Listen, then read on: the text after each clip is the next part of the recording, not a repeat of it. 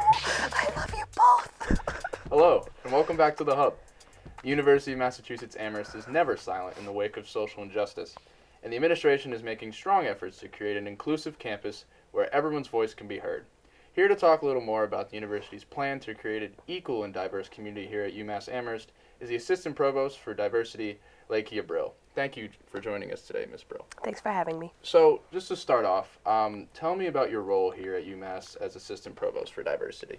Sure. So I'm Assistant Provost for Diversity in Enrollment Management, which means I work for the department that oversees admission and financial aid. And I focus my work specifically on the recruitment of underrepresented students. So that would include low income, first generation to college, and any students of color. Nice. Okay. So, why was this position so important to create here at UMass? I think the position was important to create because our community asked for it. We wanted a focused position that would really concentrate on making sure we were doing everything we could to get the word out about UMass to communities that we wanted to serve in greater numbers. So definitely responding to the strategic plan and responding to outcries from our students, staff, and faculty to help really dedicate resources to that effort. Very nice. So, what events pushed diversity at UMass to become a topic of focus over this past year? Well, for sure, I think the listening sessions that we've had, I think the national climate, things that have been going on across the country in terms of the Black Lives Matter movement, but also just activism and politics on college and university campuses throughout the nation. But most certainly really trying to turn the strategic plan into things we can put into action has also compelled it to be pulled to the forefront of our minds, I think. What types of opportunities does the university offer to come together and discuss these issues about diversity? So for sure we have the listening sessions where everyone can kind of get together in a single space and speak out. But I think there are opportunities to discuss issues of diversity everywhere on campus. So you've got the Center for Multicultural Advancement and Student Success, CMAS. You've got TEFD, our Center for Teaching and Faculty Development. But you also just have tons of resources from academic advisors, all of your colleges and schools, any office on campus. People are working really hard to make sure that they're infusing great conversations and opportunities for conversation throughout the university. It's definitely a topic that is not really brought up a lot, but it should be because it's a main topic that we have to deal with here on college campuses, especially at UMass. Yeah, absolutely. So what are some initiatives the university has planned to recruit students from underrepresented groups? There are so many, and I should start off by saying that not all of them will come from enrollment management because each college and school has their own initiatives that they have as well. But in terms of my office, we have worked really hard to kick up our recruitment efforts in Springfield and Holyoke. I offered some free workshops last fall at the UMass Center in Springfield that would help walk students through the college application process, kind of from the beginning of the process through finishing their essays. We've also created some fantastic partnerships with different organizations throughout the nation. So KIPP schools, the Mass Charter Public School Association. We're working on something with Mass General Hospital, and there's more to come. But really getting down on paper some formal partnerships that recognize our commitment to access, affordability, and really just getting more students to school. And there's tons more efforts in changing the way that we read our applications, planning new yield events for students when they get to campus, really coordinating our efforts to make sure that we're serving our students well and that they're persisting, getting them the financial assistance they need, getting them the emotional assistance that they need. Lots is happening behind the scenes. Right. So is this basically part of your diversity strategic plan? And if it's not, could you go into it a little more? Yeah, sure. So in terms of the diversity strategic plan, there are areas in that plan that focus specifically on my area of work, but it's a huge plan. And so it calls for things that would address faculty and staff diversity, but also student compositional diversity. It talks about the curriculum and what you're learning, but most specifically, the things that are sort of charged to me are really to come up with a comprehensive plan on how we will recruit students, different innovative ways to do that. Things that happened before I even got here, like shifting money around to make school more affordable for our students. So we've got the community scholarships that have come out of that and the Honors to Honors program. And I think those have undoubtedly done great things for our students and really will continue to open doors. So you mentioned how you've reached out to Springfield and Holyoke. What are like the main things you've focused on when you're going out and reaching out to our neighbor communities in Springfield and Holyoke? Well, I think one of the challenges in communities that are really close is battling this idea that it's too close to home, I don't want to go. Then you've got the students who say, oh my gosh, it's so difficult to get in. How would I ever get in? I don't think I'll ever get in.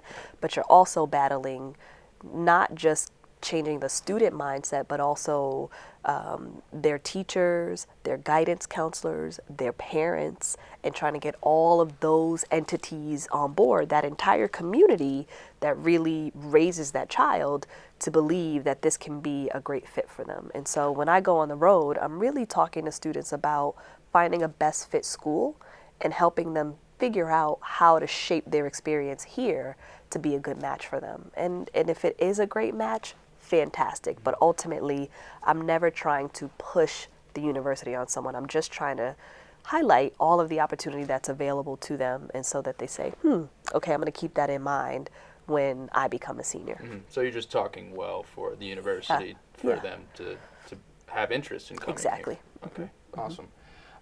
So on the topic of getting into college and applying and everything like that, so with the cost of college here being so expensive just in general in America, how is UMass more of an attractive choice than any other school around here or in the country for these students? I think that's a great question, and I think it's something that we really want to encourage students and families to pay attention to. So I always talk about net price versus sticker price. So the sticker price is what you see up front and you think, oh my goodness, this costs $25,000. How am I ever going to find $25,000 a year to make this happen? But that's just the sticker price, the shock value. The reality is that once we finish giving you financial aid and grants and scholarships and merit award, maybe even a little bit of loan, this could be a really affordable option. And so, again, as I mentioned, the community scholarships are focused specifically on first-generation, low-income students who need those funds to help make this more affordable. Honors to Honors, students who go to a community college and do really well there can transfer here and go to school for pretty much free. That's a great deal. And I think that we're working really hard with our partners to not just say that, but to actually educate students on what that looks like on paper. Here's your bottom line, what you're actually going to pay here or here or here. Now, we've given you all this great information. Make a good decision. So you mentioned earlier how before the show you've only been here since May. So you started in May. Yeah. So I want to get into like faculty and staff. So the push for diversity here, is it prevalent in other areas of the university, like hiring faculty and staff? Yes, most definitely. And I think the strategic plan really does map out some calls in those areas.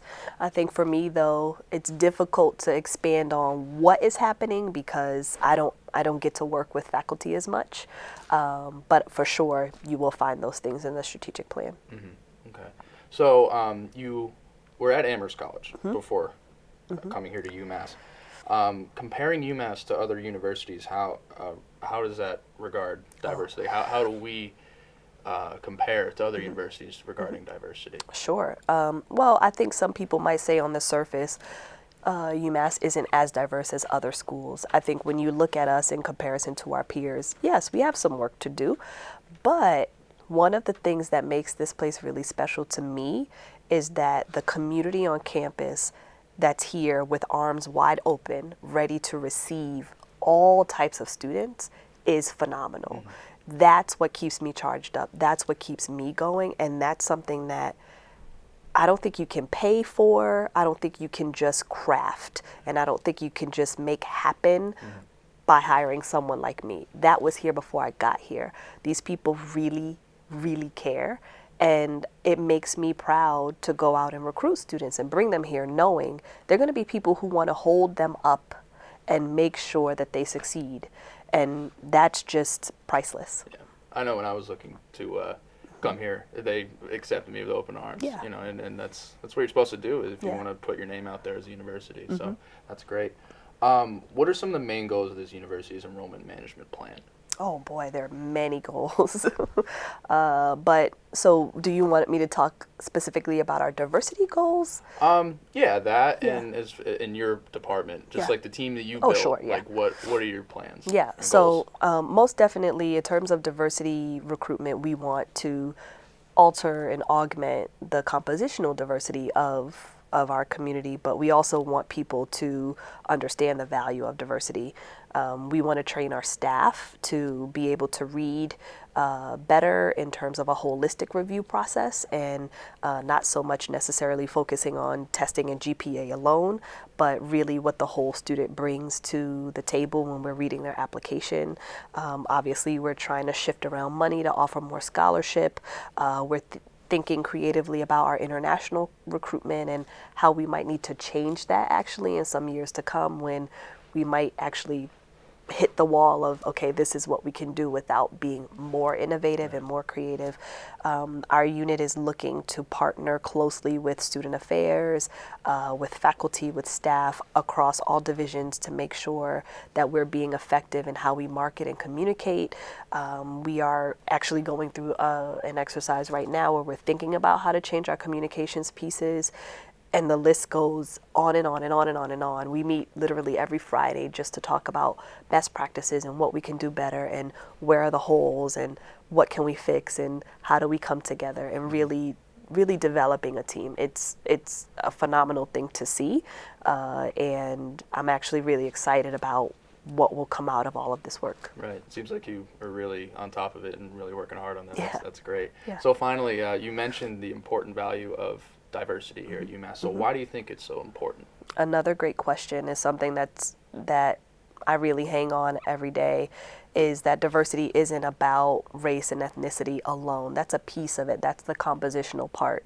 But it's really about the value of learning in a community where there are people with perspectives that might be similar to yours or different, and what that means. And being in a classroom with people who have different worldviews, different backgrounds, who come from different socioeconomic status, who come from different homes, whether that is shaped by their color is just a little piece of it. It's really about being able to feed off of one another and the synergy you get when you're in a diverse learning environment. And that's really why I do what I do, and what I mean when I say I'm looking for diverse students. Right. And definitely makes students more comfortable wanting to come here and to be here Right. as students. Right, So, absolutely. yeah, thank you. That's all the time we have today. If you would like to learn more about diversity at UMass, visit the Diversity Matters webpage at www.umass.edu/diversity. Ms. Brill, thank you so much for speaking with us today about diversity at UMass. Thanks so much for having me. Thanks for watching, and be sure to join us next time at The Hub. Sounds awesome.